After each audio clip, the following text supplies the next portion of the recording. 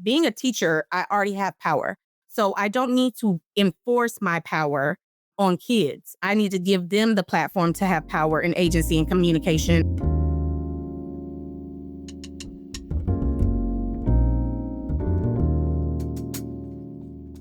Welcome to The Exit Interview, a podcast for Black educators. This podcast is more than storytelling, it's archival justice. For too long, the voices of Black educators who have left traditional spaces in education have been silenced, dismissed, or left out of the record. Here, we reclaim that narrative. Every interview is a living archive capturing the wisdom, resilience, and truth of Black educators who have shaped classrooms, communities, and generations.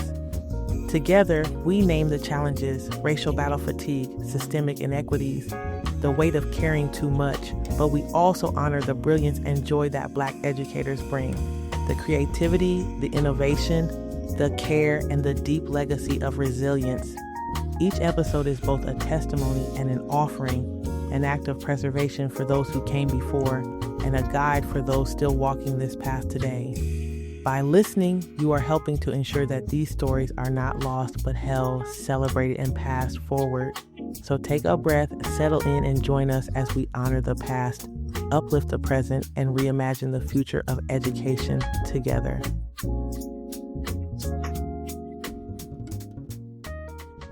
All right, folks, welcome back to the Exit Interview, a podcast for Black educators with me, your host, Dr. Asia Lyons, and another fantastic guest, Whitney Red. Welcome to the show. Oh, thank you so much for having me on. I'm excited. Of course. I'm excited too. So Whitney and I connected. I always like to tell people where I find folks, where I connect with people so that they can know that I'm out and about in the community. And Whitney says, oh no, I'm pretty sure I follow you because Zaretta Hammond liked one of your posts. And I was like, nah.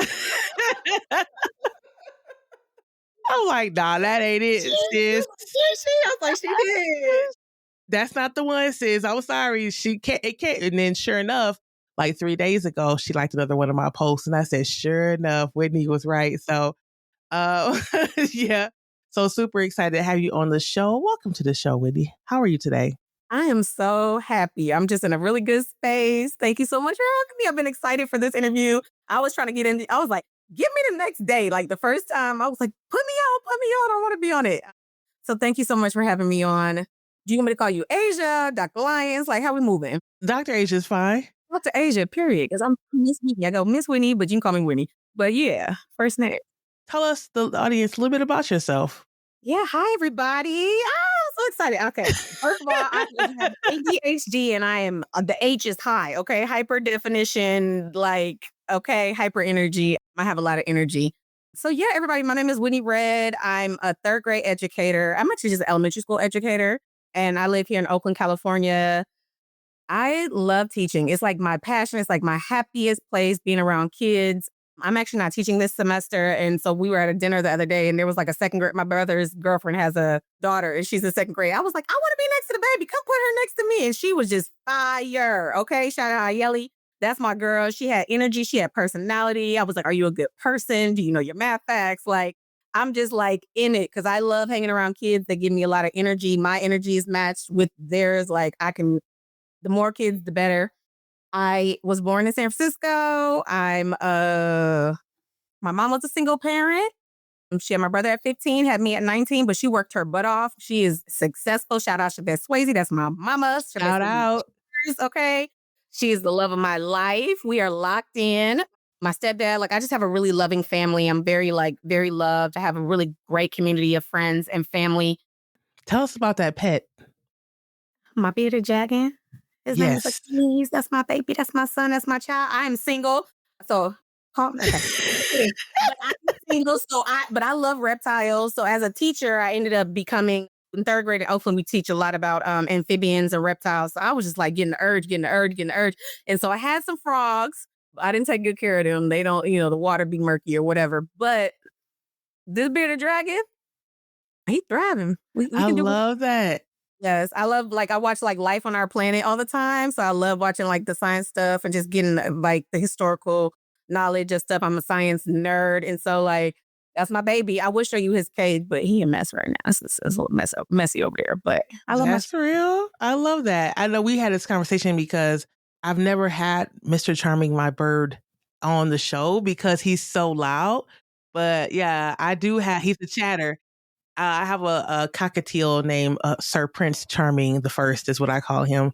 Yeah, but I call him my coworker since his cage is in my office. But during these times, we have to put him in the bathroom. And right as we're talking right now, I can hear him faintly Go telling me, pick he's him. Go telling pick me, the girl. he will not leave us alone if we did. He'll say, come here, come here, come. He's a mess. Talk. He speaks. Yes.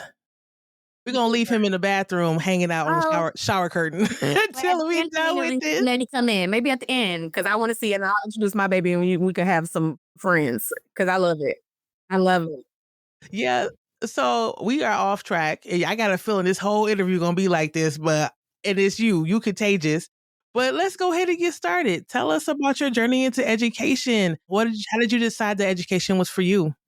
And let me just say this, because I did call my mama to kind of get like my bearings for today, so I won't be like too, but I am tangential. But my mama says I will go off track, but I will always bring it back to the point. So apologies, Dr. Asia, but that's just my neurodivergence. I And all got you. I know how to bring people back in. I've been doing this for a yeah. little I'm gonna bit. get to the point. I'm gonna get to the point, but I like to paint a full picture. Yeah, so I loved school growing up. Like we actually lived in Georgia for my 2nd and 5th grade year. And I actually just wrote a book for educators called Empowering Educators. It's like an ebook. It's like 16 pages, but it's just like all the tips and tools that I use and I try to share it with you guys. I dedicated like I put a whole dedication at the beginning of the ebook because I loved my elementary school teachers. Like I thrived in elementary school. Like I got like a $50 I don't know, some bond because I read the most books in the school, right? Like I would spend all my time in the library. Like I was best friends with the librarian. I love my 2nd grade teacher. I love my 3rd grade teacher, my 4th and 5th grade teacher. Shout out Brandy Lampo. I keep trying to find you. I can't find you. I don't know where you are. But she moved up from 4th grade to 5th grade with me. And so she was and then Miss Gray was my teacher in 3rd grade. And then Miss Dykes was my teacher in 2nd grade. Miss Dykes was a little strong. She was like a little bit mean. Okay. But Miss Gray was a little too soft. And Ms. Lambo was the perfect balance of both of them. So, but she also cared about me like as a whole student. So like I was into sports too. So like we would have field days and stuff like that. And so she was like, and she would take me to like events. I was like, there's a statewide competition for math, Challenge 24. You know Challenge 24? Okay. So I love this game. And it's like just the answer is always going to be 24, but you have to figure out the best way to get it. So it's like find the deck. But anywho, she would get me invested, math, reading, like social studies. So I was like early on, I was poured into very, very heavily. And then my mom and I moved from Georgia to California and I did not do well in middle school. I did not do well at all. I got into fights. I was fast. I didn't respect my teachers and I've always respected my teachers. I didn't read anymore. I was cutting school. Like I was doing stuff. My mom was like, what in the world? Who was this child? I was a straight A student my whole elementary. And so it was my relationship with the teachers wasn't good in middle school. So I went to 3 different middle schools. In 7th grade, I did find one class that I really liked. It was a Spanish teacher.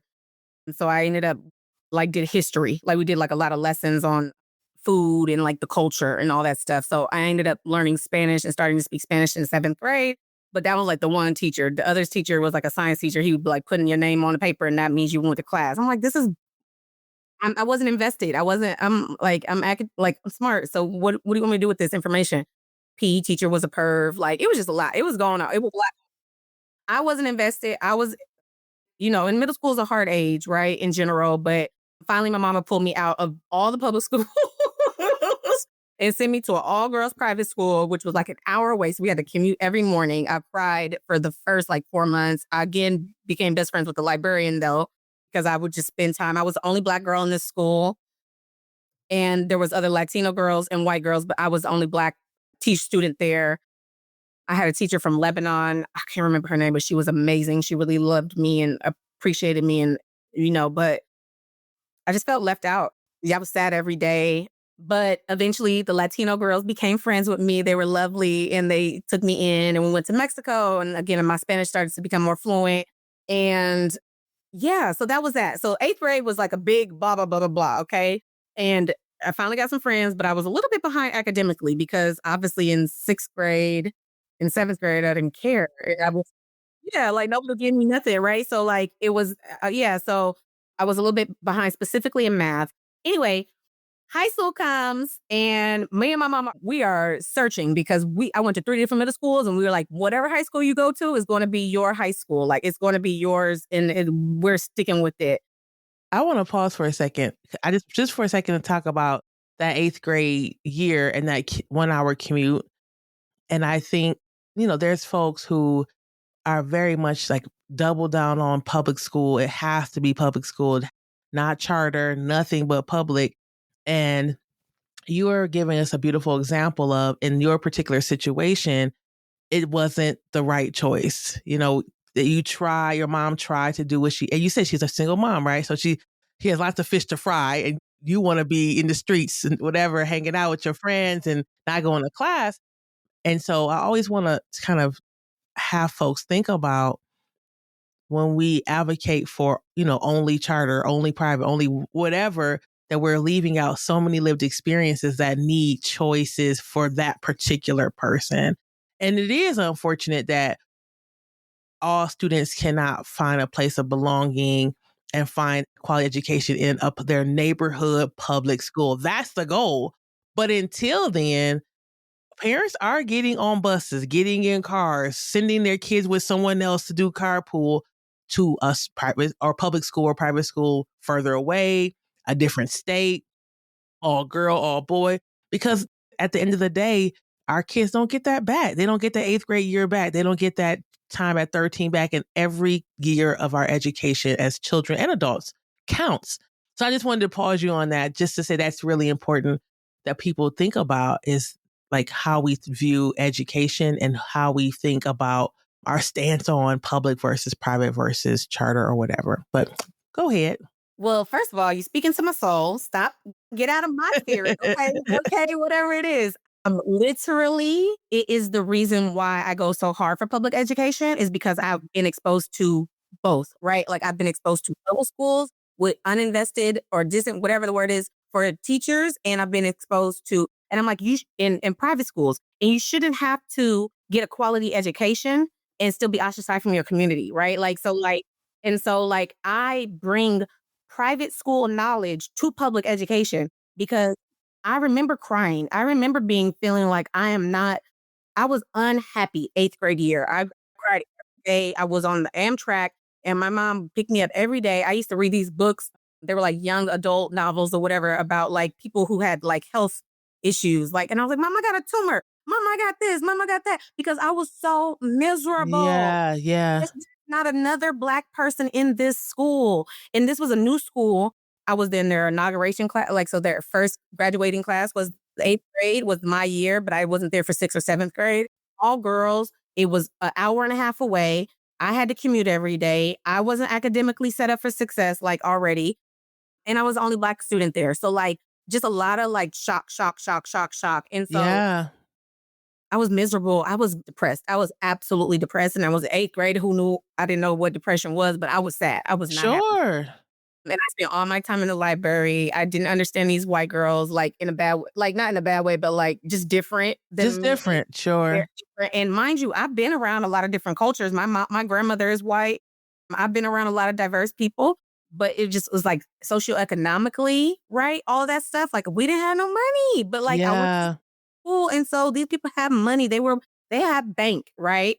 And like a lot, like horses, like they owned horses, right? Like they whatever. So this is why I go so hard about public education. Like I'm actually one of those people who've written papers about anti-charter, anti-private, because I know that all those resources should really just be poured into public education. We wouldn't even need those distinctions.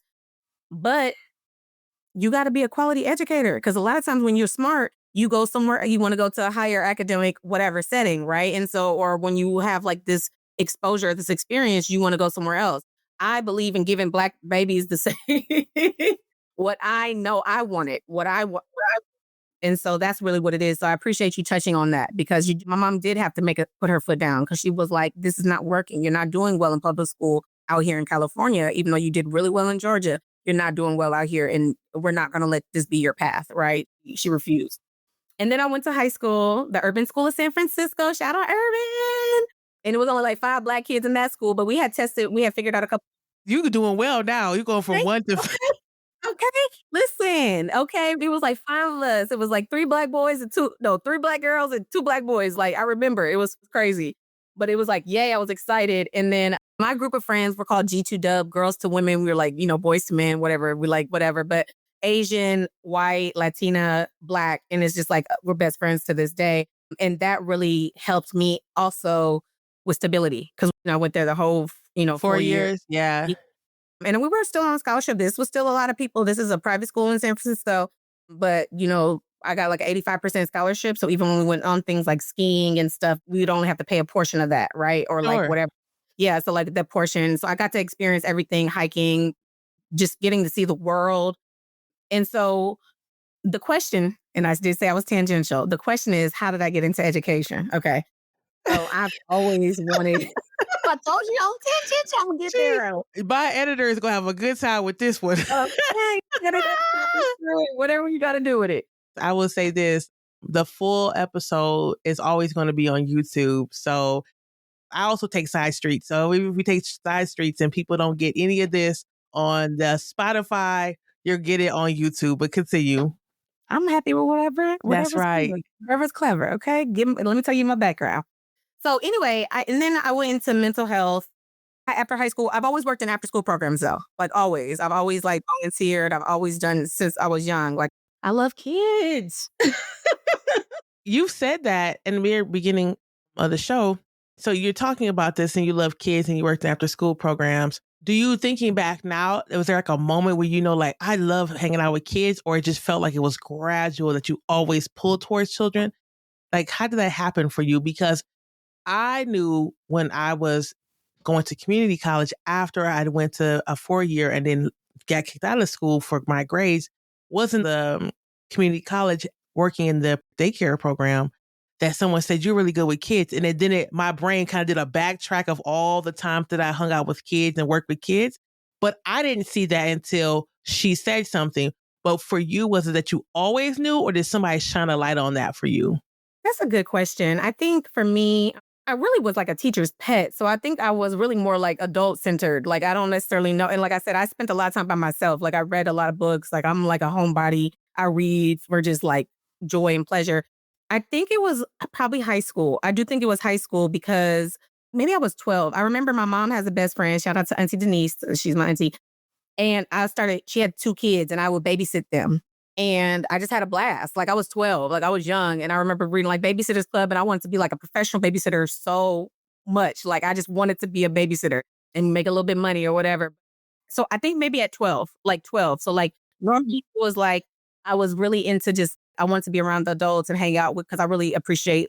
And my great grandmother would sit me in front of the TV and watch like the presidential debates, like Bush versus Clinton, like when I was 9, like I was young, but I was like really liked hanging out with older people. So when I started to get like, reading the Babysitter's Club and reading a lot of those books when I was like 12, a little bit older, I started being like, I'm like kids, like I hang out with kids. So I think it was about 12. I wasn't like naturally always that because I don't necessarily always want to be.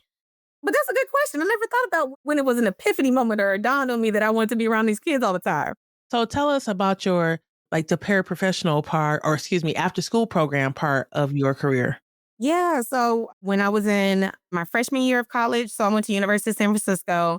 My stepdad worked there. Actually, I was in Hurricane Katrina. So I was supposed to be at Loyola New Orleans. And so my parents had just moved me into the dorms. And then literally this is '05, my parents literally had just flown back home and then Hurricane Katrina hit. We're from California. We don't know any of what this looks like. So I was supposed to be at Loyola New Orleans. And so they had to evacuate me. When I tell you people, God bless me, because people came through, family, friends, somebody. So so I didn't have to go to the Superdome, right? And so people, yeah, like it was terrifying, right? And so I got evacuated to Baton Rouge. I don't remember who but it was like a family friend, somebody. They had a really nice home, but they were like, send Whitney here. And they took care of me, right? So I was supposed to be in New Orleans for my undergrad. And then I came back. I had a boyfriend in San Francisco. I was sad that I left, but I was like happy. My parents had just got me a car or whatever. and I went to University of San Francisco, and I could have went back to Loyola at 6 months, but I had my man, so I was I was like with him, and so I decided to stay. Worst decision of my life, by the way. I did not do well at University of San Francisco, and this is why it tags back into being neurodivergent. So I'm 38 years old. I was diagnosed 3 years ago as actually being have ADHD. I couldn't figure out why I wasn't completing my task. Like why I couldn't. I'm a really excellent writer. I'm really smart. I'm well read. I have a large vocabulary, and I still couldn't complete my task. I didn't understand it. So I didn't graduate from University of San Francisco, like, whatever. The question is about after school program, but while I was at University of San Francisco, I was at this program called Opportunity Impact. There was a woman, it was co-created by a Black woman named Selena Lane and then a white woman. But Selena is very much like kid centered. Like it's about the kids. She did a lot. Like a lot of these kids were foster care kids or stuff like that. So she gave a lot of like she would have like sleepovers or like just activities, like doing things that were like very about the kid. The program got bigger. It just didn't mix or whatever. But at Opportunity Impact is when I first learned positive reinforcement in the way that I know it now. So I am from my academic understanding, it was always based in Southern like respect, kind of like the iron fist, listen to what I say, do what I say, da da da da. Oh, yeah, do what you don't, yeah, don't talk back to parent, whatever that is. So it's like a little Southern disciplinary. So I was a disciplinarian and I was having a really hard time with these middle school girls because I thought is my way or no, you know what I mean? I'm right? Like, so whatever. And when I tell you this was a growth period, I cried, I cried, I cried, I cried, but I was given the tools to how to listen to kids at 19. So I had already been working with kids for most of my after school programming and stuff like that. But this is the turning factor on how I deal with kids to this day is positive reinforcement, getting to know your kids, actually listening to them, giving them a voice, giving them agency, power to speak, and then learning this I learned. I'm inherently automatically a person that put in power. Being a teacher, I already have power. So I don't need to enforce my power on kids. I need to give them the platform to have power and agency and communication because inherently my role as an educator is already, it comes in at the head of this classroom. So I don't force it. I'm strict. I have a lot of behavioral like classroom management stuff, but I don't need to be overt in my power. It's there. Period. How do I teach kids to have power and agency and communication and build up them as humans? And so I learned that at Opportunity Impact. So I don't even know if they still exist, but at the time I really, really, really loved it was a growing pain though. It was really a growing pain. I cried. I cried because I didn't understand. No, I'm an adult. They supposed to listen to me. But I learned and I grew. And that is literally how I move through the world now. It's just like getting to know kids, period. Yeah, and I think that you said you started there at 19. I think there's 21-year-olds, 22-year-olds, 25-year-olds who go into a classroom, after school program, any place with youth, church, Sunday school, and say just what you said. The children know that you're an adult, and then we're going to go in there and scare them, or we're going to just force and just use all this disciplinarian space and disciplinarian strategies. And it's not necessarily effective. And we find that children will match your energy. They don't want to. I learned this when I was probably maybe in college. They talked about in an article about if you're challenging a boy, middle school boy, for an example, was talking about in front of his friends, they could not back down. And then you're standing there. They're like, you're not going to embarrass me. And you could just be looking. And who is going to win that battle at the end? And so there has to be other ways in which we think about this idea of respect. And I'll say for Dr. Fanita, where she talks about being a warm demander. And one of her books, we have to think about our classrooms and our spaces differently than this, like, you're going to do what I say. Don't smile for the first semester. Like all these different rules, there has to be something different. And so you were there for how long? I think maybe 2 years. And again, I tried to like move up in the role, like, whatever. People kept getting promoted over me. It was crazy. So all of that is, and then to go back to USF, so my final semester, I didn't graduate. I failed my papers because of ADHD. So I just ended up, because a lot of times when you're not you don't have your degree, you can go work in like after school programs still or whatever like that. So I ended up running a couple after school programs. I did work out of a church in San Francisco in the Hunters Point district. I ran an after school program and I was on like hiring a lot of people. But like I was gone one day. Anyway, it was crazy. I hired quality people, but they were quality to me in some of these communities. The idea of me hiring like a white man was like weird. Yeah, so I hired this guy, I don't remember his name, and I hired another girl and I had an assistant. And he was fantastic. He taught music and he did like the enrichment services. And so because I was working out of a black church, they thought that a white man spending any time with a child or wanting to be around a child, even though his mother was a teacher, he has a history of teaching and he was really good and qualified, but because they had not seen a white man, they just thought he was yeah. And I was like, this man is a quality person. I also hired a Latino girl. She was quality.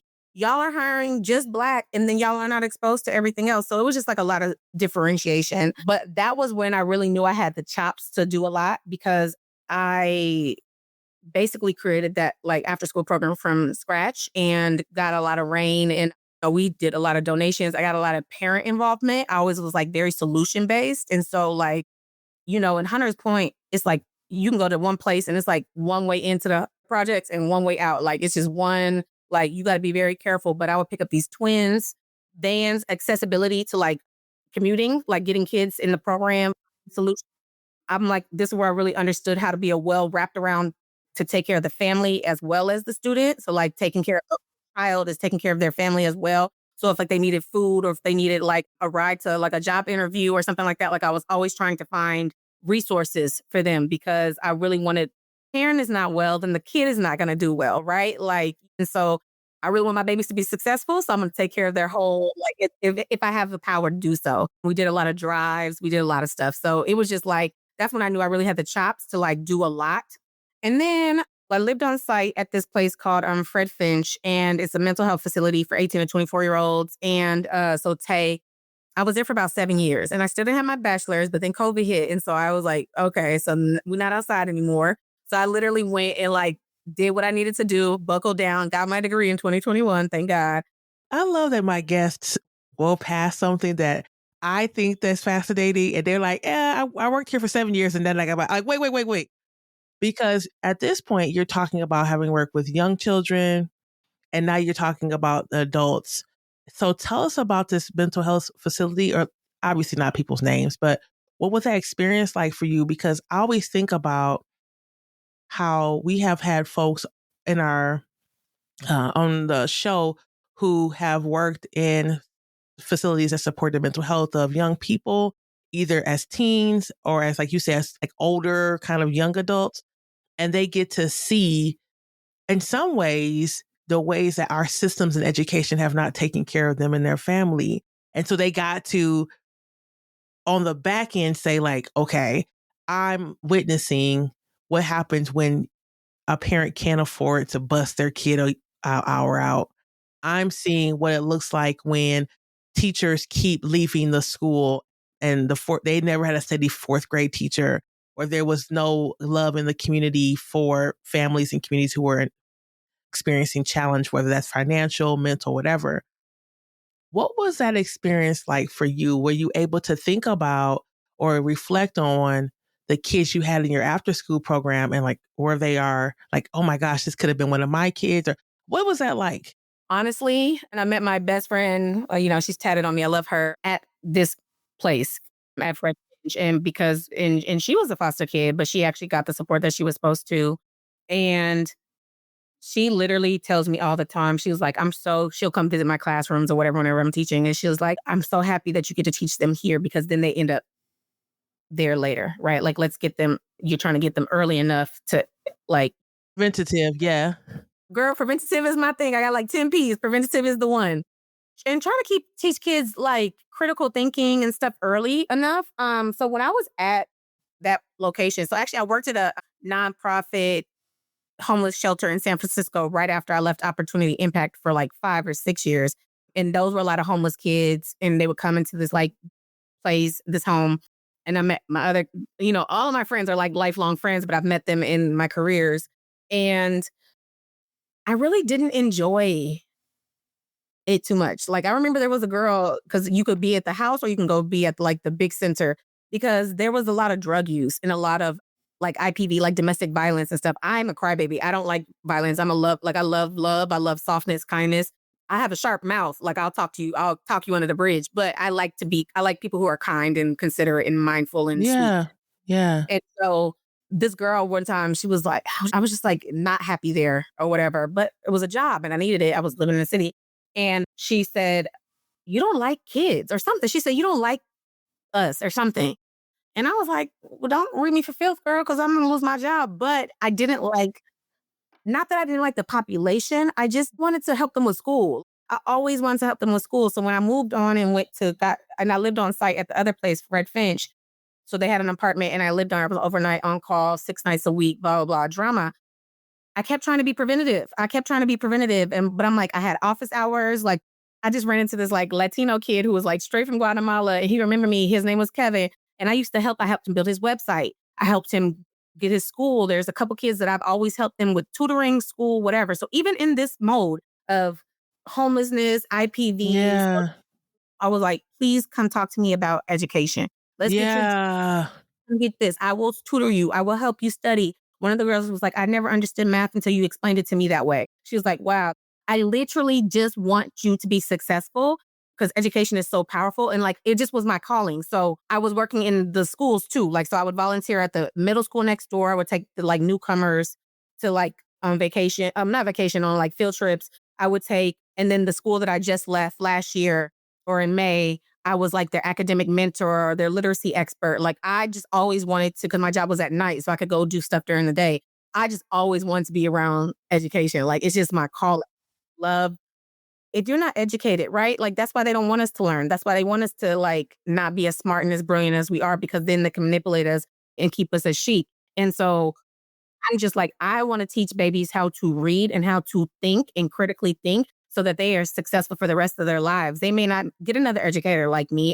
Hopefully they will. I want to teach other educators to be like that. But you should be questioning things all the time. You should be asking questions. You should be not just given information and accepting it. You need to question it, analyze where the source is, get those things. So that is like always my big deal. So it's just my passion. I'm so connecting to this because to me, what you're describing is when I've been in spaces where I see kids and I'm like, oh my gosh, we gotta, like you said, come on, let's get it together. Let's figure some things out. Let me help you. Let me help you. There's like in my pit of my stomach, a sense of urgency. It's like, we don't have time to play around. We have to get this together. How can I support you?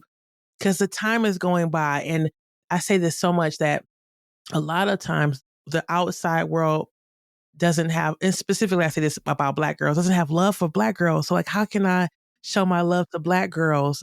Or how can I show my love to kids in general? But I can't imagine the feeling of seeing, like you said, I don't want to be thinking about drug usage and domestic violence and things. I want to help you with your education. It's urgent. And it must have been so difficult to witness so many stories of like tragedy and hopefully stories of triumph. But sometimes one outweighs the other. So it sounds like you flip flop or like move back and forth between like a traditional after school space and then supporting students when they're experiencing way more challenging times and then kind of back and forth.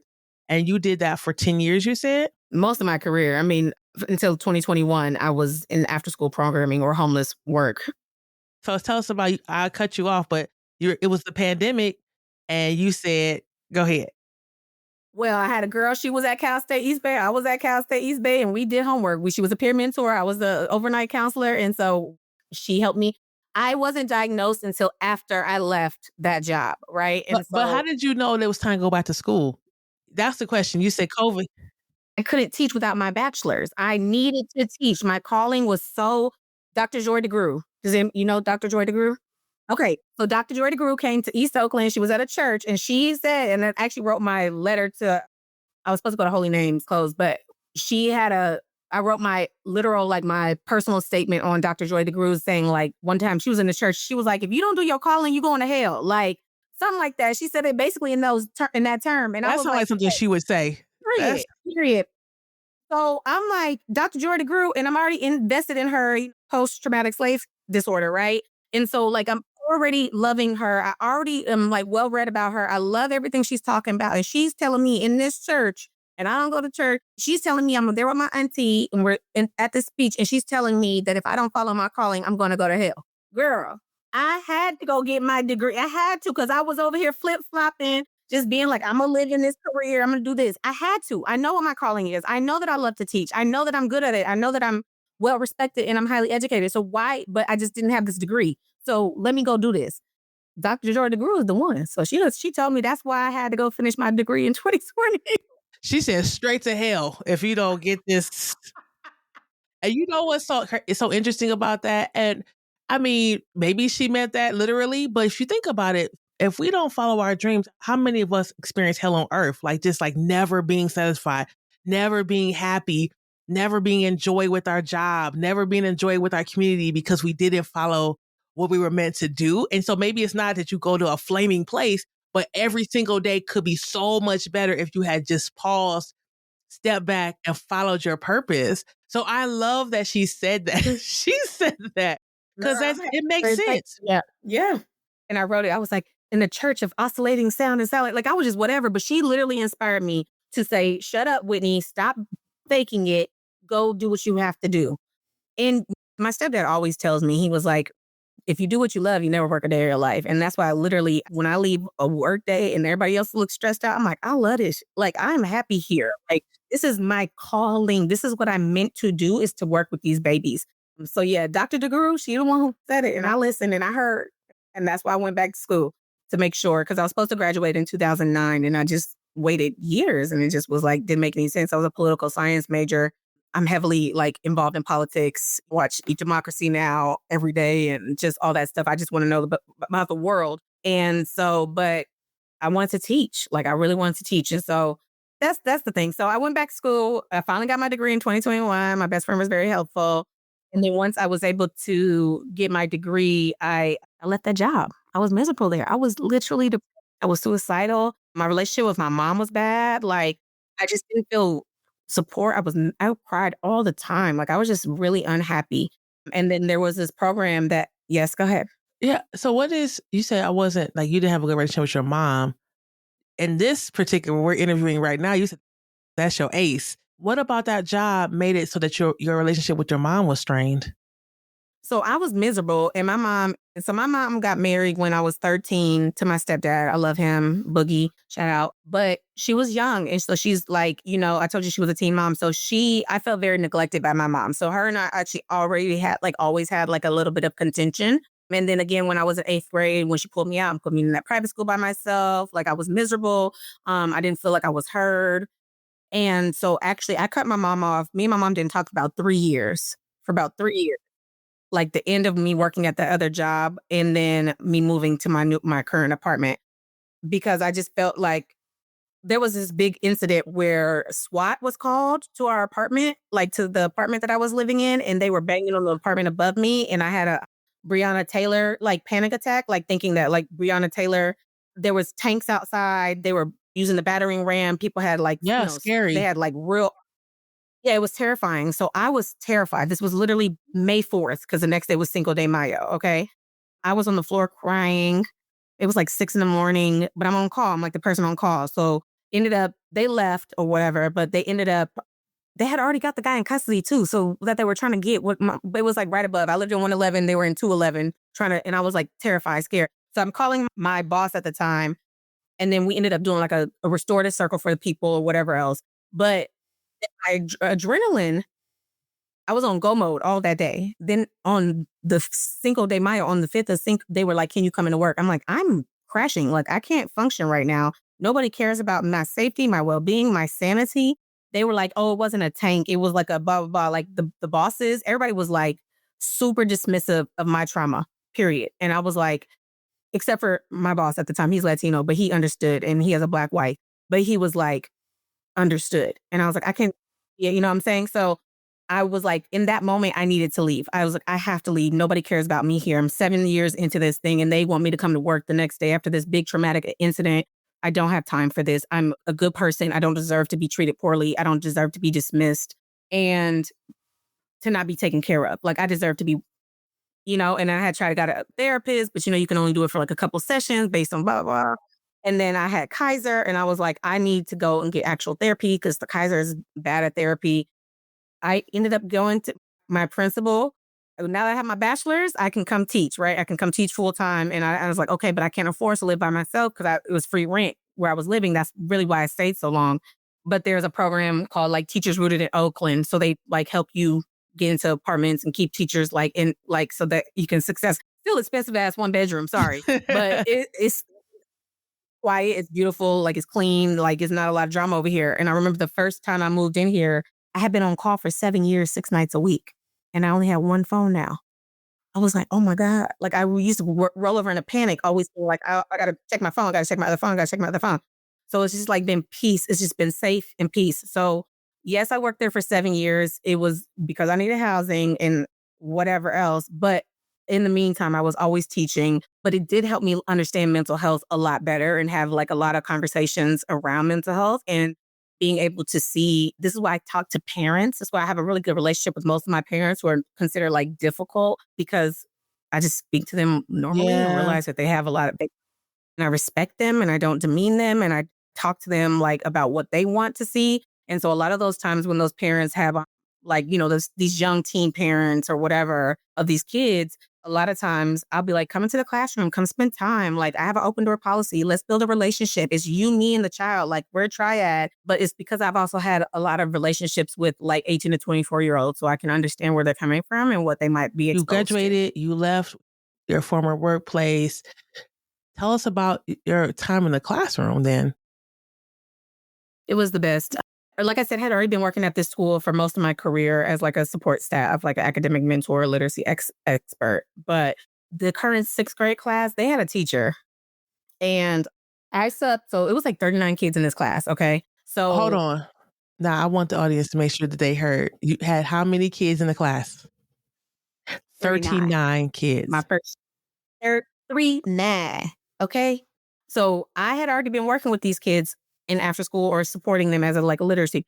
But so before they could split the class, I was like their like long-term sub for about 30 days, like the beginning of August. And I loved it. My voice was gone because it was like basically teaching 2 classes, but I was like, my voice is gone and da da da. But my classroom management is excellent, top tier. I have so many systems. And so whatever. But they got a teacher. He was a white man. And I used to come in, I used to always want to help him. Like I would come in, like, again, I'm working at night still. So I was always coming to help him or like sit in the class or whatever. This man was letting these kids hit him. I said, ain't no way. Ain't no way. There's not a way. And then when I would come in, they'd be like, oh, Miss Winnie's here. I'm like, what's wrong? What's going on? Like, and I'm not even like mean. I'm literally just strict when it comes to classroom management, but I'm really fun. I have a lot of play.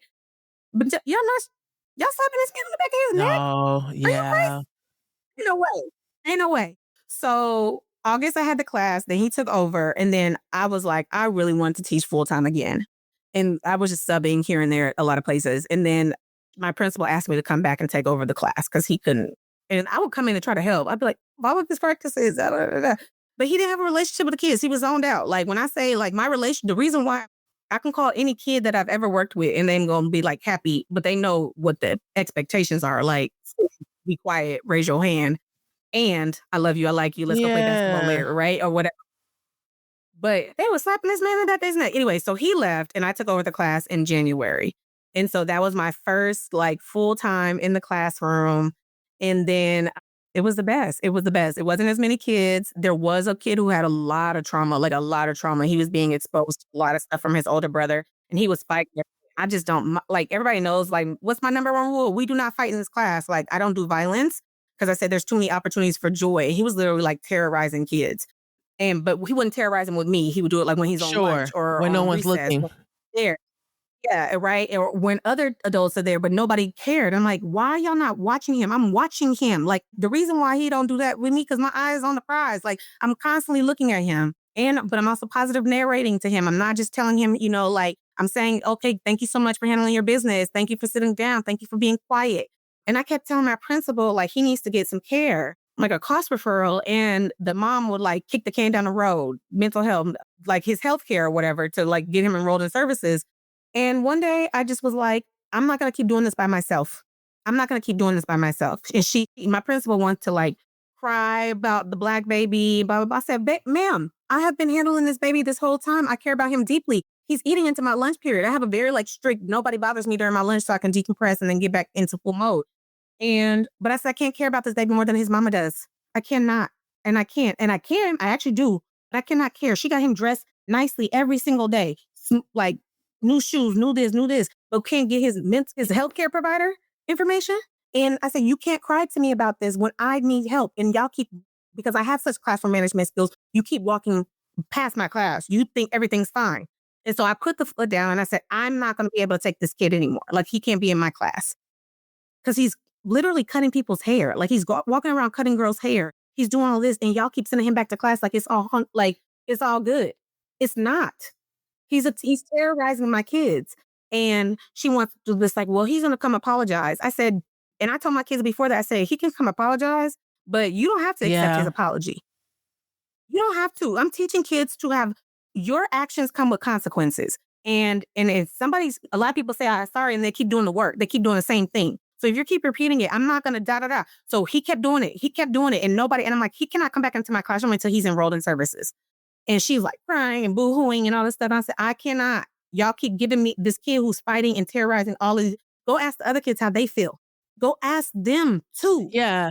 This is the only, yeah, like, what are we doing You here? know, I think about, I know that for me, I've had several students who I've had the same experience with, and the principal trying to get the support. And really it wasn't until administration was harmed in some kind of way by the student that action actually happened, where the movement happened, or if the child disrespected the administration, then the student, they try to figure out what to do next or get some tier 2 support or whatever. And this idea of like the other students, that's the hardest part. It's like, what about the other students?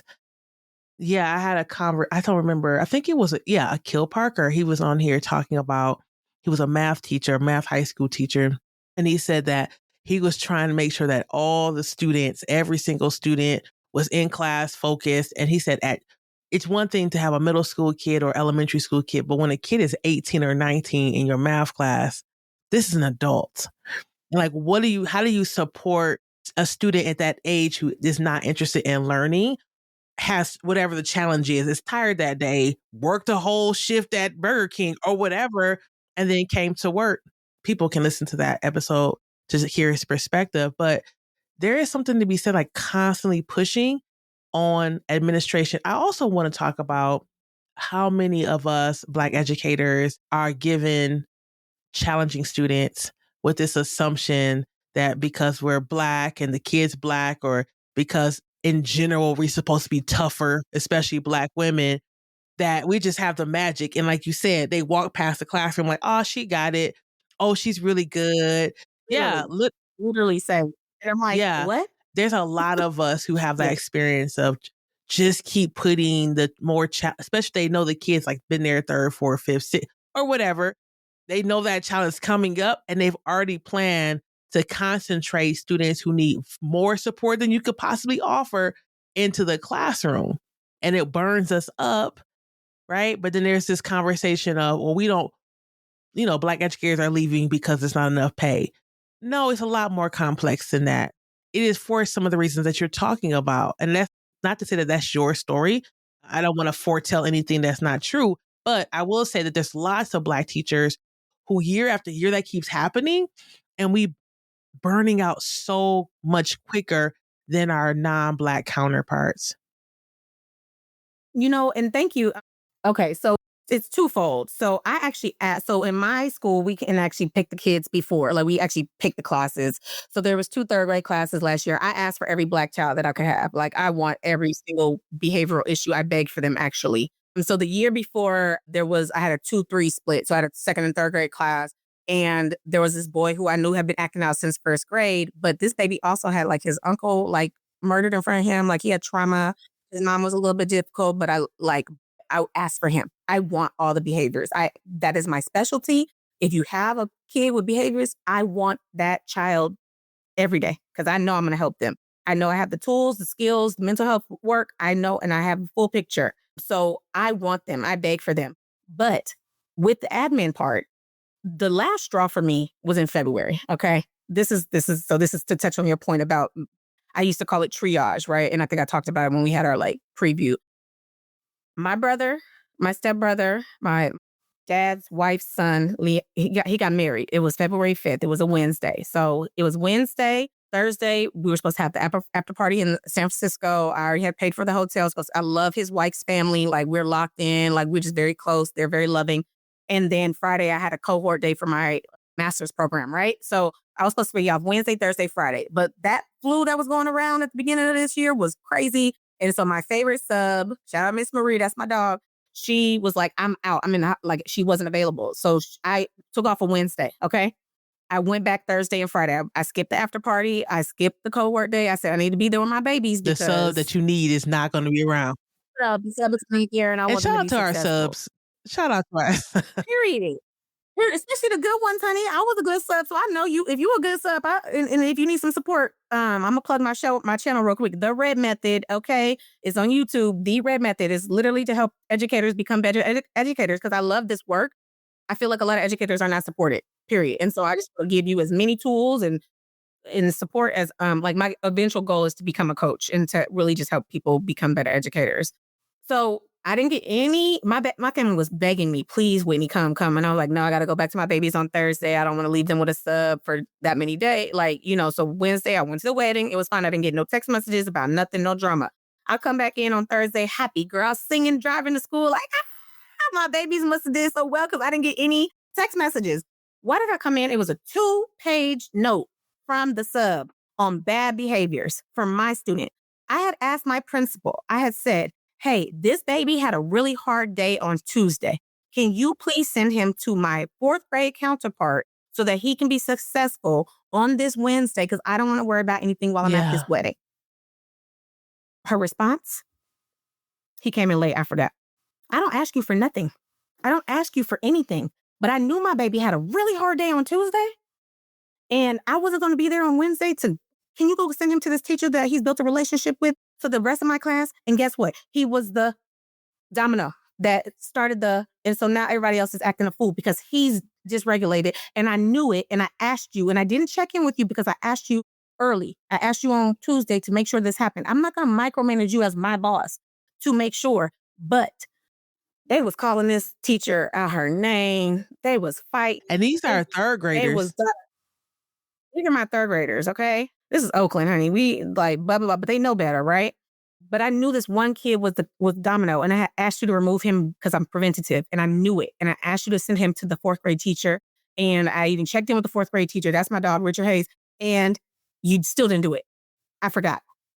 And I said, you keep doing that, though. I don't ask you for nothing.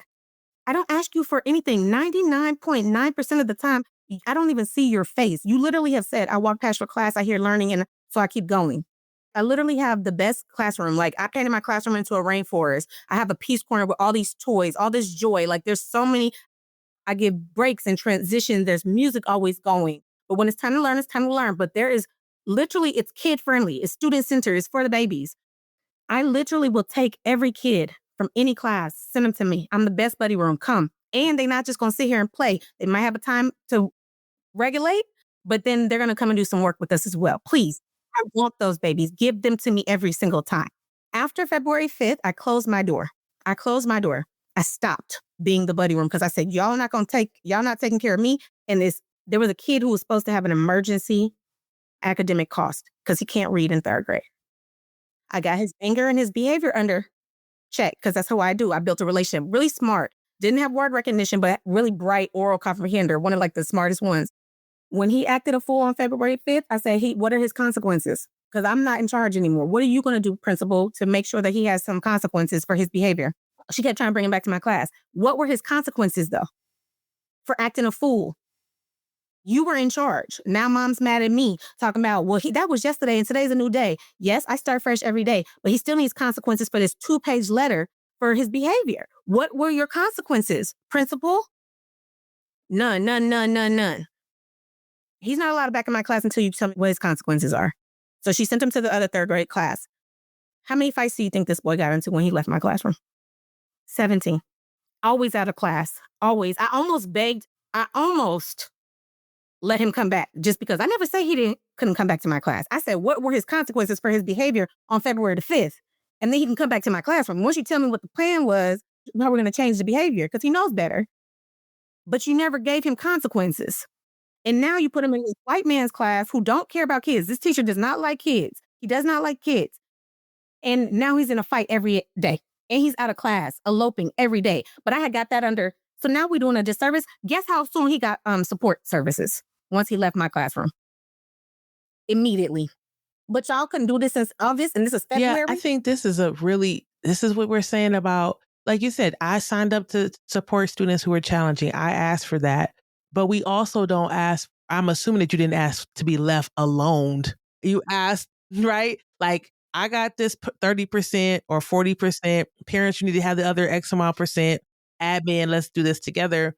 So your idea to me is a beautiful gesture of like how we can support children who are experiencing challenges. But I think there's some assumption on the administration's part, like, well, since you asked for this, you asked for this.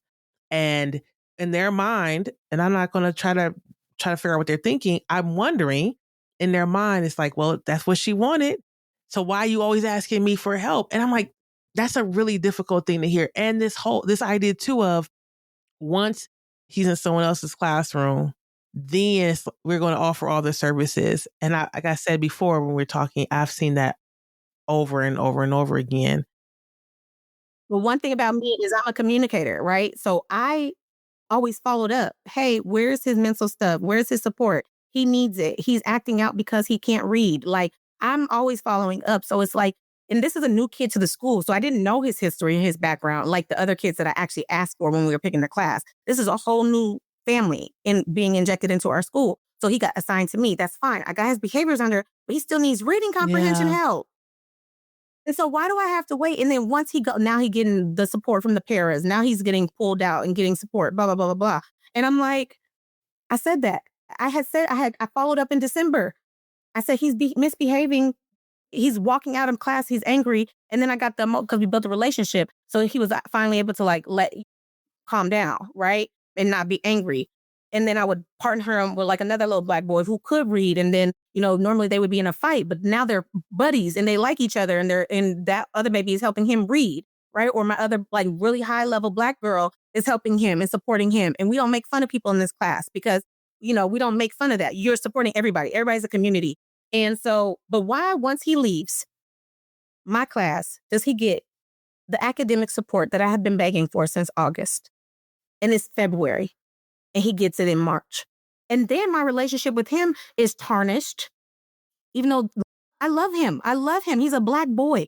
But because she couldn't give out consequences and I wasn't going to give her the answer anymore, because I keep giving you the answer and you won't listen. I keep telling you I was preventative. I told you to remove this other black baby so that all of my babies could be successful. And instead I come into and I keep asking you, and you keep saying, yeah, I walk past your classroom. I hear learning, so I don't come. I said, you're triaging me this year. You know why you're triaging me? Because your kindergarten teacher doesn't know how to classroom management. 3 out of 26 of her kids are paying attention during a lesson. This is kindergarten. We went to a conference in DC and in Colorado on teaching, becoming better at teaching. Unbound Ed, Yeah. Unbound Ed? Yeah. So Unbound Ed was in Colorado 2 years ago. I went to the ELA pathway, and then last year was in DC. And so we went to the DC pathway. And I'm like, it was for math, black girls in math, right? So it really made me want to harness making sure that black girls, because so whatever it is, they get veered away from the math, like stiff. They get like tarnished away from it. So I really, really appreciated like being like, I'm about to make sure my babies are mathematicians, and especially my black girls. Like, we're going to do this, right? And so we doing it. And as we're in this conference, I'm like, hey, can you make sure that your teachers are accountable this year? Like holding up the standard, because I know what I'm doing, but you guys are sending me kindergarten. If you look at my, my data, last year I only had 17 students, right? 10 out of 17 came in reading at a kindergarten reading level, 5 came in at a first grade reading level, 1 at a second grade, and 1 at a third grade. All of them moved to second or third grade. I'm doing 3 years worth of work in 1 year. Why am I having to do it? And I don't mind. I should be pushing them forward. I should be If I'm so successful, imagine if they came in reading At grade level. grade level. And so I'm having to pull up kindergartners, little newcomers, because I speak Spanish. So newcomers who actually can decode, but doesn't know the comprehension. But I'm giving them space to try, and we applaud every single time you give it a train. You can read a literal you can read Peter Pan because you know how to decode from your Latin. Like, sometimes there's a double L sound or whatever, but you can decode. But you were scared in other classrooms. But in this classroom, you're safe and you're special, and you get rewarded for trying and effort and input.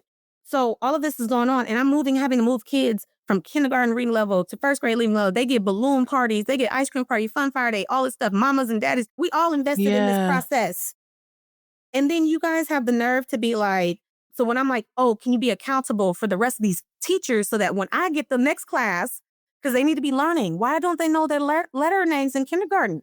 Why don't they know their letter sounds? That's all she teaches. That's all you do. Why don't you do this? And then, or like, they can't write. They're just copying straight from the board. We know that is not academically successful. You have not given them any prompt so that they can write on their own, so they can start to build their own capacity. So I'm having to move all these kids, and it actually does affect me. And so when I'm saying, can you hold them accountable? Can you make an announcement every morning? Hey, did you guys do this? Did you do this? Can you make sure that there's morning like structure and systems? And you said you were going to do it in DC. And then after the first week, you didn't. And I keep asking you, how can I help? Can I help you run this PD? Can I help you get some reading for these kids? Can I help you? Can I help you? Can I help you? Can I help you? Please, please, please, please, because I really want to be successful. Please, please. I don't ask you for anything. I don't ask you for nothing, not a word. And you're a nice person, but I don't ask you for anything. I'm the master of my class. We are good. But when I ask you for something and you don't come through, and I never ask you for anything, I'm actually more helpful than not. When I closed my door after February 5th and I stopped helping out these other classes, do you know the office went haywire? They were like, where's all this stuff coming from? You didn't understand what I was doing down here. You didn't see me because I'm subtle about it. I don't need to be like, oh, did you see that I pulled this baby in my class or that I did this? I just do it.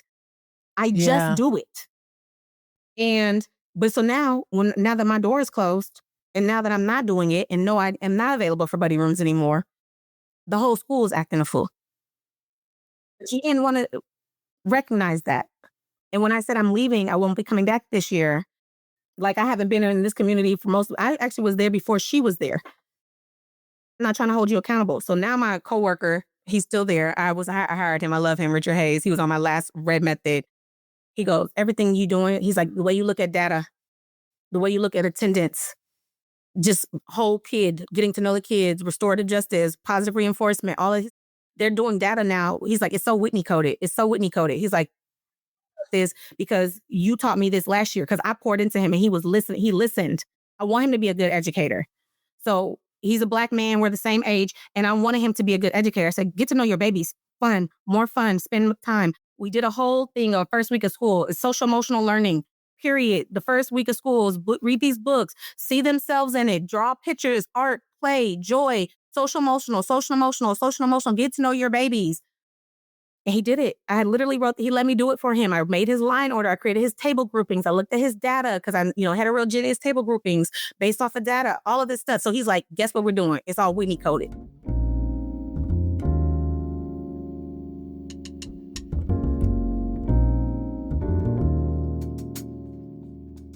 Every voice on the exit interview carries wisdom, resilience, and the reminder that Black educators deserve more than survival. They deserve to thrive. At Lines Educational Consulting, we create the spaces where that wisdom lives on in practice. For individual Black educators, our workshops offer room to breathe, to pause, and to rediscover purpose. For schools and districts, our consulting opens pathways to build equity-centered environments that honor Black educators and ensure they are seen, valued, and supported. These conversations don't stop at the end of the podcast episode. They ripple outward into classrooms, into leadership decisions, and into communities that benefit when Black educators are well. You're already a part of this story just by listening. If you're ready to take the next step, whether as a Black educator seeking wellness or as a leader reimagining your school's future, we'd love to walk with you. Connect with Lines Educational Consulting by connecting with me, Dr. Asia, on LinkedIn, or join me on Instagram. Together, let's transform stories into sustainable change. Now let's get back to the interview. Let me ask you a question, Whitney. How many years were you teaching before you decided to take a break from? I'm saying take a break because I feel like you'll be back in there one of these days. But how long were you teaching in the classroom? 3 years, 4 years, I asked 2021. that question because I think that there's a couple things that people assume. I think that people assume one, that the exit interview, um, people need to be on classroom or in a traditional school space for 15, 30, whatever years. But the truth is that folks are experiencing harm year one, year two, year three. And when you came on the show, or when we had our pre-chat, I wanted you to talk about and spend a good amount of time talking about your time with after school program and the mental health programs that you were in, because that tells the story of you as an educator. And I don't know how many people pause and think about the things that the careers before they started teaching, or the people that before they started teaching, that shaped the way that they showed up in their classroom. And so I feel like your particular story, I really wanted to spend time talking about that. Then it comes back to why all of this makes sense, right? Because from what I can hear, it's like I said before, you're teaching in a place of urgency and care, because you understand, like, oh, I can see fast forward 10, 15 years, if family, community, administration, teachers continue to turn up an eye away from students. I know what happens to these students. I know that they can become unhoused, or end up experiencing drug usage or domestic violence or prostitution, like on and on, right? Sex work.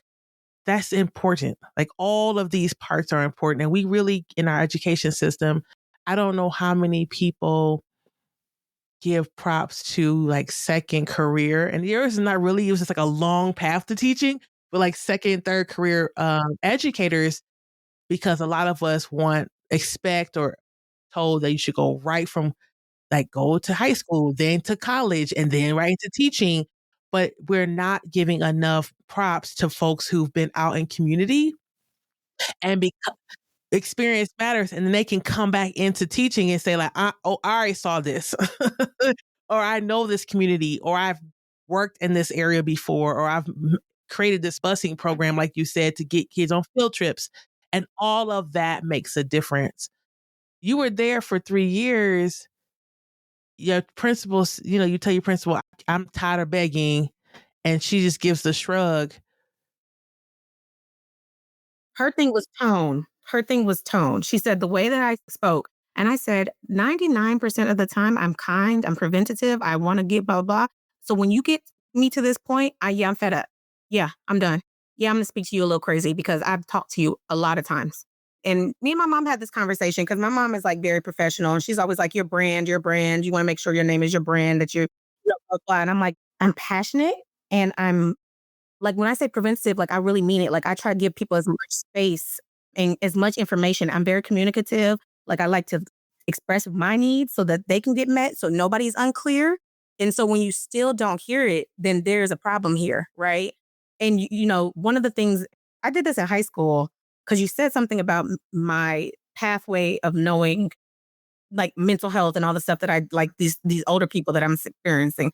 What's third grade? Do you know what happens in Third third grade is grade? when we determine how many, according to research that I haven't seen, but I've heard, we determine how many prison beds that people are going to build. Yeah, and it's a place where we switch from learning to read to reading to learn. Yeah. Mhm. Absolutely. Thank you so much. Well, you said it, girl, 'cause listen, okay. I was in the teaching streets for a long time. Yeah, yeah. So we what's up, we know Yeah. what's up. So I learned this in school about tracking, right? Like, I learned this in high school freshman year about tracking, and so that's why 3rd grade is super important and valuable to me, especially if when I'm talking about black boys, like, I have a very, very, very, like, give me the black boys. I want these black because I gotta get them. If I get them, I'm changing pathways forever, like, long-term, long goals, and I mean it. I have so many nephews and brothers, like, I'm the black mama to all these babies. I love black boys specifically because I want to save them. Like, I literally need to save them. That's my calling more than anything else, and that's why I beg for them. I need them. I actually need them and I know I can change their life, the trajectory of their lives. I had a baby last year. His dad was like, who's like, I went to, alternative school and da da da da da. And the baby wasn't taking accountability. Like the child was not. And I was like, I need you. And the dad was like, he would come in and sit and watch me. He's like, you're such a good teacher. He said, I wish he had more time with you. I wish he had more time with you because he's like, a lot of these other people are letting him get away with behaviors and babying him. He said, I need him to learn to be accountable. He's like, I care about it. And I want him, he would come help with math. That was his baby's hard time with like math, but he would come and help and help. He was a really good reader, but he was dad, mom, grandma, everybody was invested. I'm like, this is an open door policy. We're in this because his dad does not want him to have the same, he doesn't want it for himself, what he had to go through. He wants, and his baby is smart. So he just like, what do we need? We need structure, we need systems, and we need to be helpful. We need to help. We need to help. So he can't tell me, like he knew that I was invested in his child. And he knew I was holding him to account because I need that Black baby to have, you would tell him, I said, you know, third grade is where they start sending our baby. That's when they're going to start tracking if you go into prison or not. And I would have a real conversation with these kids because I'm like, I need you to get your behavior together. I need you to focus academically because you cannot be another statistic. And I'm stopping it right here. And dad believed in it. We all had the conversation. It was like we were like, I'm sick of it. I'm sick of Black babies going to jail. And if I can do anything to stop it, I'm going to stop it. And I'm sick of girls. I have, teach my Black babies, my girls too. I'm like, yo, you don't have to be, you can be cordial and nice, but you don't have to be friends with everybody. Don't be disrespectful. Don't bully. But if somebody doesn't show up for you, if you're taking care of them all the time, and then when it's your turn to be taken care of, they treat you poorly, you don't have to remain friends with them. So I'm literally teaching these babies how to be humans, healthy, well-rounded, whole people, accountability, agency, speaking up for themselves, having emotional intelligence. And so when I'm doing it for myself, I'm not doing it for PR. And like my mom was like, do it for PR. This is the tangential part. But this is all to get back to being like, I'm not doing it. I'm not telling you something to harm you. I'm telling you that you've harmed me and I needed support and you didn't provide it. And I needed support and you didn't provide it. And I very rarely ask for support and you still are dismissive. That's neglect. You're disrespectful. And now I'm disrespectful. So yeah, my tone is a little disrespectful because I hugged you. I wrote you a letter. I gave you a card. I helped out with PDs. You asked anything of me. Last minute, 100 days of school, and I made a whole event, books and bubbles outside on the yard for the whole school. Anything you asked of me, I showed up and I provided. And I asked you just one day to remove this baby and you were forgot and you dismissed it and you said it was my tone that bothered you. Okay, then let's This is go. good. This is taking care of me. I love this. So this is the next question. I think that's related to this because you just said, I'm doing all the things for everyone else. I'm showing up in all these ways. And I'm going a little bit out of order to my normal questions, but you're not in the classroom. And you said, I love love. And I wrote this quote down. There are so many opportunities for joy. I love that. So then you have like ton. Oh my, You I said that. did. I did say that. Yeah. Yeah, yeah, yeah. I Yes. love it. I was a Yeah. joy And girl. so you have all of this still beautiful energy. Where is it going now? What are you doing now? Well, thank you. Actually, so let me tell you, I'm in like the most blessed. Like I'm just really, really blessed. So I realized I was having a lot of anxiety working for Oakland Unified School District, right? So I was having a lot of anxiety and I was going to try to go back to subbing this year. So I was sub before, whatever. And I'm in a teaching credential / master. So I still haven't gotten my credential fully, but a master's program. And I just finished my first year. I have to do this thing called the CSET. You know the CSET? Okay, so it's like subject matter competency because I was a politics major. And so those don't align with becoming like you needed to be like a liberal arts major or whatever. So I have to go back and take this like subject matter competency thing. So, but you have to know everything up until like 12th grade, like all grade levels, math, science, PE, ELA, da, da, da. I was trying to study actually all of this stuff over here is like in that corner is like binders of study, right? And I couldn't get it because statistics is hard. Like, not that I can't get it, but I just like whatever. It's a lot. It's a lot. So my mom and I was like, oh, having a really hard time. And I can't be in my program until I finish this subject matter. So I'm like, I'm not even in school right now. Like I did so well. I had 4.0. Like I'm top tier. I'm always helping other educators in my class, but I have to finish this to finish my cohort. So my mom calls and she's like, listen, why don't you do a single subject instead of multiple subjects? Because as elementary school, you have to do all of the subjects, like 6 subjects, all the way up to 12th grade. And she goes, and I said, I can do English. I'm such a great writer. I always help my friends with blah, blah, blah. And so now I am actually studying just for my English so I can do single subject. And then I really want to go work inside of a college or high school because I want to get them. I still want to just teach them critical thinking, how to decipher. Like I've always helped people with writing, reading. Like people have cried about my written work. And so I was like, and my best friend's like, yes, why don't you be an English teacher? So right now I'm in my mom. She blessed me. So I actually am taking out my retirement. I'm living off my retirement from Oakland Unified. My mama's going to help me out until I'm blah, blah, blah. But everything is just like coming up in my favor. And my auntie, I was just at her job and she had all these like legal notebooks. And so I went and got like all these legal pads. And I got really excited about studying English and not feeling stressed or overwhelmed because yes, I know math. Yes, I can teach math. Yes, especially third grade, but I'm having to study this whole thing is crazy. That's a Like lot studying. to take on at one time for Yeah. anybody. Yeah. Yeah. Yeah. But so right now I'm just like, it's like to have this interview, I have a schedule that I've created. So I'm very consistent and I'm just going to study really hard. And I'm going to, again, I have my show, my YouTube, The Red Method. Again, I created this 16-page ebook about just empowering educators because I am going to go back. So I'm going to go back to teaching. Like, But you yeah, have you're right. to. The whole question was, yeah, it's my calling. I can't not. But I really wanted to work with juvenile justice also. I really been wanting to work in juvenile justice hall. I really love Black boys. Like they are my favorite people in the world. I'm such a high energy person and Black boys like match my energy. I play sports with them. Like I'm bad at basketball, but I'll get out on the court. I'll teach them tennis. I teach them pickleball. Like I'll play soccer. I love to play. And I just want to go, like, I want to go, like, even, like, into the system. Like, if I can do, like, help them from juvenile, like, that's my next Hold on, one. Whitney. So, Hold on, because you already ahead of us. I want to stay at this question of like what you're doing now because you talked about the academics. And folks, if you can't tell by now, Whitney is hype. So if you're not watching this on YouTube, you got to see. You said something really interesting before we started the show, which is you're learning to take care of yourself. And you're not talking about that right now. And I want you to talk about what are you learning about taking care of yourself and just taking care of, your family since you've had this opportunity to step back from teaching temporarily. listen, honey, when I tell you, it was like the beginning of the school year and everybody was going back to school. And that was the week I wrote my ebook. And I was like I poured into me is something on my mind, even creating the Red Method. It was something on my heart. On my vision board, I've had the Red Method 10 years, like on this vision board. So once I stopped caring, when I closed that door in February 6th, when I closed that door and I started being like, I got to do something for me. It's all been for me. It's all like, I'm healthier. I'm happier. I'm like, right after we get off this, I'm about to go play pickleball with my parents. Like, I good for my friends. I'm good for my family. My house is clean. I'm reading again for pleasure. Like, and I'm pouring into me, like, again, all of this stuff, like everything on my task list, because I don't have to fight anymore. I'm just happy and healthy and thriving. And it's a wonderful feeling. Like I can't be like more blessed than my mom, like just people showing up for me because I've shown up for them. They literally just, but I didn't have to ask. I don't have to beg.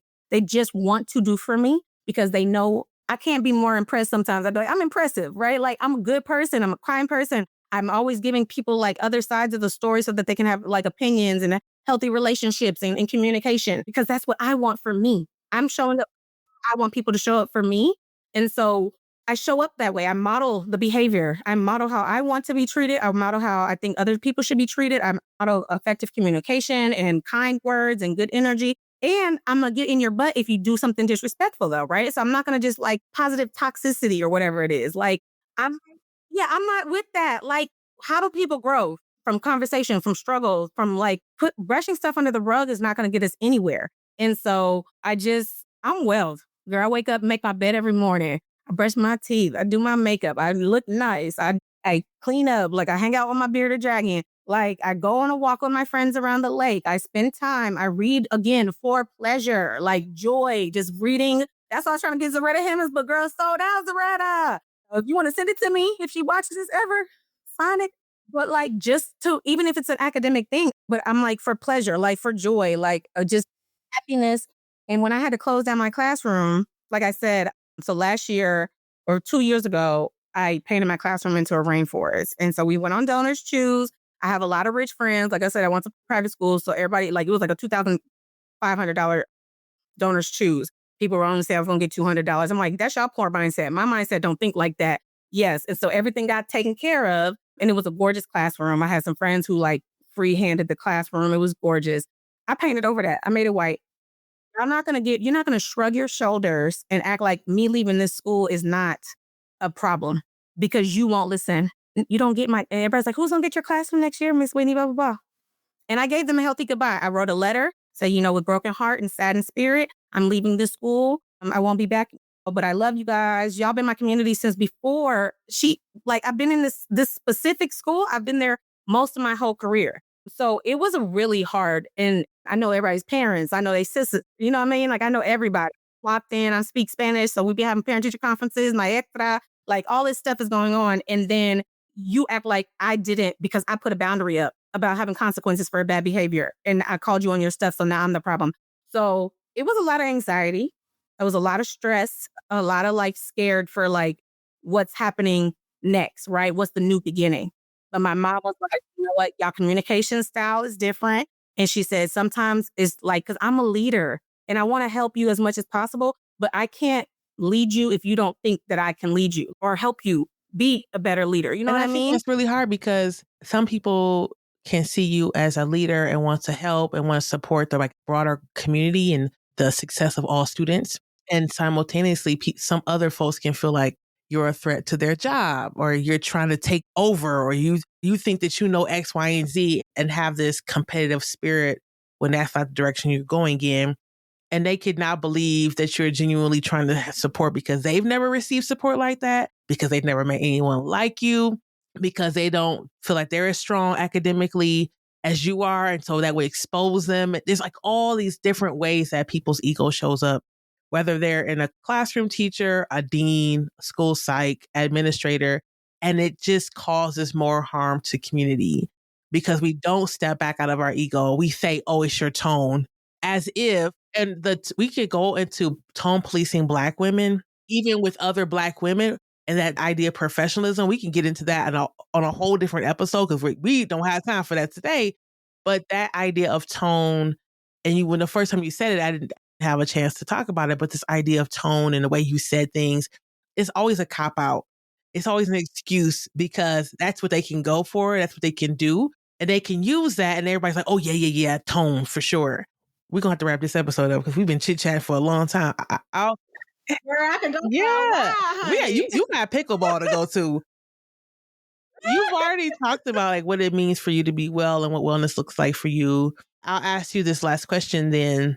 You've been really good this whole episode of like naming all these wonderful folks that have supported you, right? Out of these Black educators, I'm assuming some of them are Black, most of them, I don't know, but like naming folks that like they were in your corner or you supported them and have all this community. But I still want to give the opportunity to ask you, like, are there some Black educators that you would like to shout out on the show? Absolutely. Yay. Okay. Shout out first and foremost to my best friend, Shamara Mitchell. She's a special education teacher here in Oakland, and she is bomb. I met her at a conference, at the Colorado conference, and we've been locked in ever since. Okay. So she is unbound ed. Like we are in it. Like we care about these kids a lot. So Shamara Mitchell, my best friend is working in mental health, but she's a really good, I'm going to call it Casey Jones, love of my life. Just always pushing me. We do study hall and stuff together. So, she's trying to go for her PsyD, which is for mental health, right? Um, Richard Hayes is the one who taught me about me. He explains my systems to me because there are not a lot of people who are neurodivergent. And so he explains me to me. He reads me, he understand myself. I was like, oh, I'm blah, blah, blah. Because people think like because I bring up a subject that means I'm confrontatious or whatever, and I'm not. He's like, you just want to get over it. You want to address it so you can go through, right? Like, yeah, he already worked for it. He was like, you're not. So I was like, kind of beating myself up while I was having all this drama with my principal last year, and he was like, y'all just communicate differently. She's neurotypical, you're neurodivergent, but your systems work. I know they work because they worked in my class. I've seen you. You've taken over my class. When his kids were acting a fool, you take my easy babies, I'm going to get your class, right? Richard Hayes is top tier GOAT because he understood that his neurodivergence works for my like he understood and is able to explain it to me because I don't have a lot of people to talk to about it. So just want to do that. And yeah, like that's my people. And I do just really want to tell people that please don't feel ashamed if you're neurodivergent. It has literally changed my life getting on meds. It was my birthday present to myself at the age of 35. I had moved out of my apartment. I couldn't figure out why I was doing my old job. I couldn't figure out why I wasn't being successful in life because I know I'm smart. I couldn't figure it out. I got with a therapist because I switched from Kaiser to Sutter Health. And this woman is, again, I might get her tatted on me. Love of my life. She's a white lady or maybe Latina, but she heard me, validated me, understood my trauma, understood the impact of not having the systems in place. And I have been I have a 4.0 when I was failing class because I have meds that support. If you're neurodivergent, please go get tested. If you think there's a reason why you put your head in the sand or you are scared to address things or you're going to put it off to later, go get tested. As a Black woman, nobody said Whitney is neurodivergent. They did not diagnose me. I had to diagnose myself or go figure it out by my own. And ever since then, my life has literally been like this. So I just, please, Black babies, Black girls in general are not probably getting tested because it appears differently. They're masking, whatever else it is. But when I tell you, please don't ignore these babies. Give them the support that they need because my life has changed since the age of 35. Thank you. Thank you for saying that. Thank you for saying that. I'm proud of it. I'm proud of my neurodivergence. I'm proud of it. I'm special in the Afro. Who's this lady? Lavette? Joelle Lavette? She on LinkedIn too. All of this stuff is because I follow Zaretta Hammond. But she talked about how neurodivergence in the African diaspora, back in the day, we would be put to a specific task because our neurodivergence could recognize patterns in a different way or whatever else. But we're putting in this capitalistic white society. And so now we have to be fit into these molds that are not for us. But really, I'm a witch. I'm special. I got talents. You know what I mean? And so in having to, just realize that it doesn't make me less than or different because y'all trying to put me in a box that I'm not going to fit in. No, I'm outside the box. I have powers and I'm neurodivergent. Last question. Sorry, I'm just going a little thing. So our last question, you've talked about your YouTube channel here and there throughout the interview. Tell us a little bit of, just drop your YouTube channel, ways that people can reach out to you if they want to work with you or connect with you. Let the community know how to find you. Okay. So The Red Method on YouTube. And I think you actually got to type it in fully because it's but yeah, I started again, like I said, it was on my vision board for years, but I started this YouTube channel because I literally was seeing all these teachers be exhausted at the end of the day. And I'm walking out happy as heck. I'm like, energy, where's they? I'm happy, I'm joyous. Again, so much joy to be had. And I always say I can go to any classroom in America. I said it in my videos. I say it now. I love working with kids. I love what I do. I love education. I have a passion for it. And I want to help educators. So you should not be walking feeling stressed or under support. How do I teach you? They're always like, oh, it's it's the student. No. Can we take care of the teacher, please? Take care of the teacher, please. And it's 4 different videos so far. The first one is the classroom environment, and it shows my old classroom, which was painted, into a rainforest, but open windows, sunlight, because these are the hoods, and I don't want kids. I want the kids green, flowers, bugs, plants, all that stuff. Second one was 7 strategies for student success through systems and structure. I'm neurodivergent, but my systems work. So I have 7 strategies that are very simple on how to classroom line order, quiet whatever, all these different things. Heterogeneous table groupings based off of data. So that. And then third one is, you said something about the warm demander earlier. I call it method mothering. I've created it in my title is method mothering or method fathering. Because like I said, I'm the mother in this classroom, right? I'm very loving and da-da-da. And a lot of that is getting to know your kids. Zaretta Hammond is getting to know your kids, period. If you don't but how you gonna spend time? And then yeah. And then the fourth one was first week of school. So I helped Richard Hayes. I walk him through how I set up my first week of school, which is social emotional learning. Each day going over the 5 competencies for social emotional learning, reading a book, having them write sentences, drawing, art. And this is just the systems that I've created my own. Nobody's made me do this. Nobody's da da da. It's just things that I learned and then I implement it so that, and they're super successful, right? And so, yeah, the red method. And let me just make sure that I have, let me switch to it and my phone. But yeah, if anybody, I swear, I have time now. Yeah, I'm studying. But if y'all need help, if y'all like want me to like Zoom call or something like that, I don't want to be like cocky because I'm still obviously still getting my credential. I know what I'm talking about though. I'm good at this. And when I'm in my class with my other teachers, I literally am like a second professor for real because I will, again, I put myself to the side and then I help them come up with strategies on how to be successful Sure. and stuff like that. Cause I'm like, I'm going to get the work done anyway. And I'm already going to blah, blah, blah, blah, blah. But I've helped literally like that whole cohort of teachers because they really are new. Whereas I'm not new. I'm just finished getting the credential. And I just want to plug real quick. I have this thing called Ocho Obstacles that I made. It's actually what I got my Cal TPA, which is like the statewide thing. So I made, it was math focused last year. So I made Ocho Obstacles, which is like an obstacle course, including play that goes over the third grade standards. So like distributive property, multiplication, times facts, fractions, all this other stuff. So I created a whole like playlist of games and stuff like that. So if your babies are having a hard time struggling with math and multiplication and stuff like that, I'm gonna make it, I made it into a game. There's 8 of them, 8 competencies. Cause like I said, we went to this math conference in DC. I did the math pathway in DC.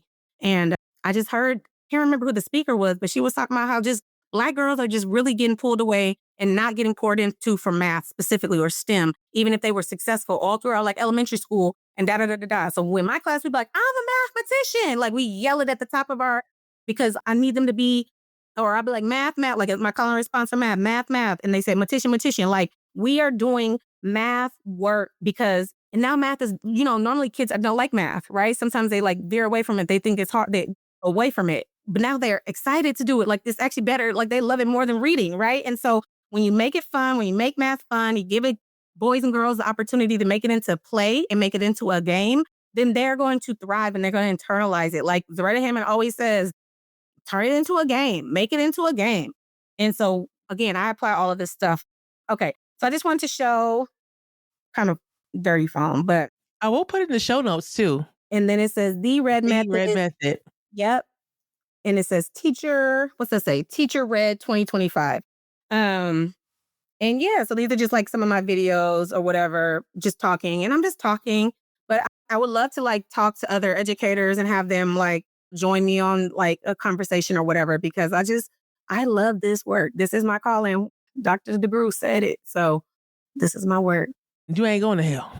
I'm gonna be stomping in heaven. Okay. Hey.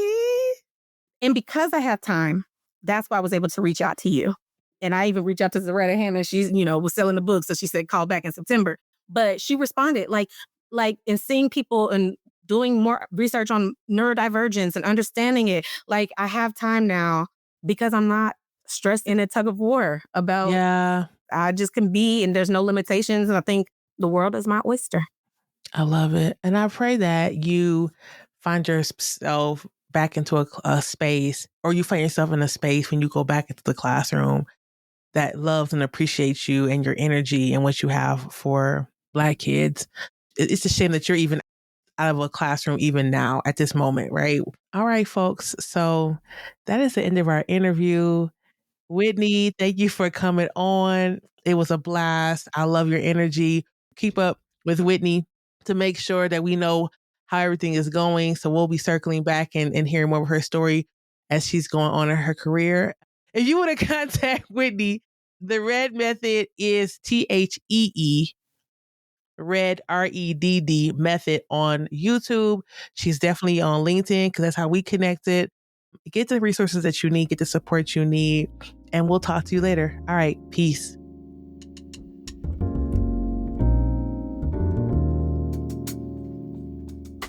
Thank you for joining us for today's episode of The Exit Interview, a podcast for Black educators.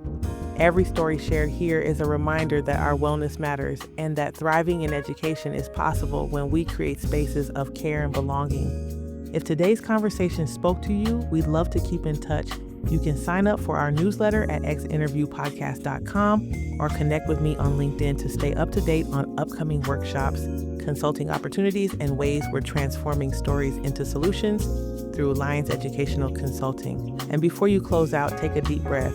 Remember that caring for yourself isn't extra, it's essential. Whether you're an educator seeking rest or a school leader reimagining support, you're part of this growing community of care.